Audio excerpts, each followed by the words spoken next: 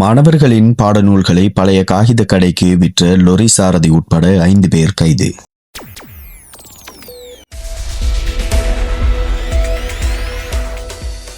கிழக்கு மாகாண பாடசாலைகளுக்கு விநியோகிப்பதற்காக கொண்டு செல்லப்பட்ட 8 லட்சத்திற்கும் அதிக பெறுமதியுடைய பாடநூல்களை பழைய காகித கடைக்கு விற்பனை செய்த சம்பவம் தொடர்பில் லொரி சாரதி உட்பட 5 சந்தேக நபர்கள் கைது செய்யப்பட்டுள்ளனர். தலங்கம போலீசாரால் கைது செய்யப்பட்ட லொரி சாரதியிடம் மேற்கொள்ளப்பட்ட விசாரணைகளின் போதே இந்த தகவல் வெளியாகியுள்ளது.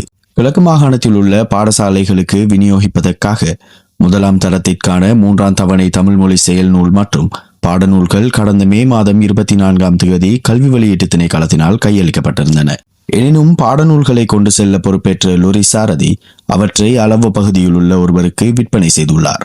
பின்னர் அந்த பாடநூல்கள் நாரமல பகுதியில் உள்ள பழைய காகித கடைக்கு விநியோகிக்கப்பட்டு அங்கிருந்து வத்தலை பகுதிக்கு கொண்டு செல்லப்பட்டுள்ளமை தெரிய வந்துள்ளது. கைது செய்யப்பட்டுள்ள லொரி சாரதி உள்ளிட்ட 5 சந்தேக நபர்களும் இன்றைய தினம் நீதிமன்றத்தில் ஆஜர்படுத்தப்பட உள்ளனர். இதேவேளை பாடநூல்கள் விநியோக நிலையங்களுக்கு சென்றடைந்ததை உறுதிப்படுத்தும் ஆவணத்தை குறித்த சந்தேக நபர் அமைச்சிடம் சமர்ப்பித்துள்ளதாக கல்வி அமைச்சின் செயலாளர் நாலக கலுவேவ தெரிவித்துள்ளார். இதன் காரணமாக போக்குவரத்து ஒப்பந்த நிறுவனத்துக்கு வழங்கப்பட வேண்டிய கொடுப்பனவுகள் இடைநிறுத்தப்பட்டுள்ளதாகவும் சம்பவம் தொடர்பான விசாரணைகள் தொடர்வதாகவும் அவர் மேலும் குறிப்பிட்டார்.